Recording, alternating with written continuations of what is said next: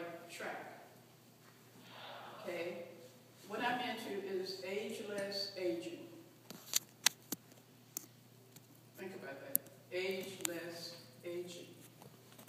As some of you know, I had my 72nd birthday yesterday. Congratulations. Thank you. And it's all about basically what Stephanie is trying to lead you and guide you down a certain path, down a certain road. Go with her. Because especially, now I don't see anyone who may be near what I'm getting ready to say, but once you get to the old age of 40, believe me, things change. Mother Nature, she does a thing once you hit 40. Between 40 and wherever, things change. And what you need to do is you need to do more things when you're not walking or running or just living, just your everyday activities that you do. You need to do more things when you're not doing those activities in order to keep doing those activities. So for me, I was over 200 pounds some years ago, 44 years ago or so, and I decided, I had a 3-year-old at the time, and I couldn't keep up with her outside of the playground or anything, and some little seed was planted, and I was overweight, and I was smoking, and I was cool. You know, I was cool. And I decided that I really wanted to be around for my daughter. And I decided to do something. I knew I needed to do something. Back then, 44 years ago, there wasn't very much information about what to do, when to do it, how to do it, and all of that. No one had put together the impact of lifestyle on health. At least I never had access to that information.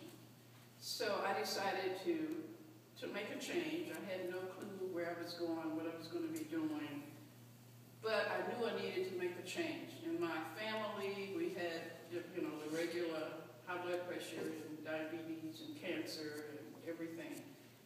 And I just decided that it was important for me to make this change. So I started seeking information.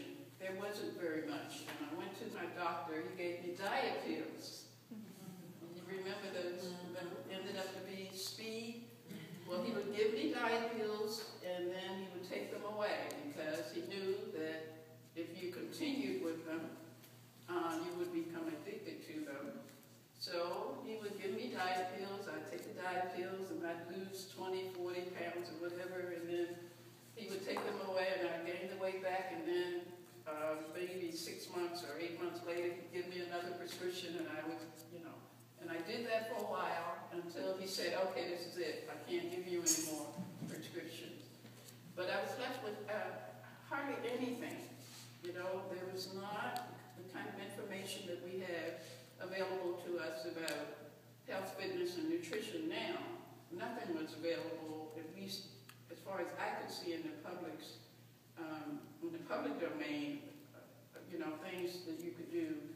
But I had a doctor who had a call-in radio show who was way, way, way, way beyond his time back there. And he was the one who really, I believe, saved my life.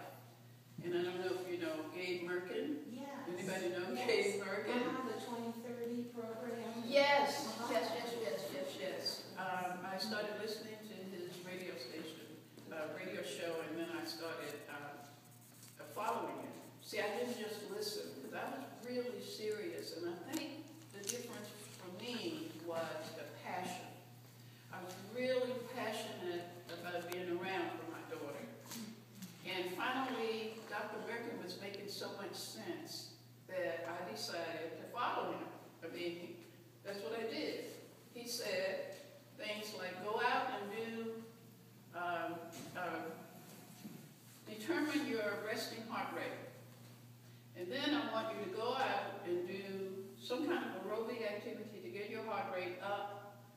20 beats above your resting rate and keep it up 30 minutes and do that 3 times a week.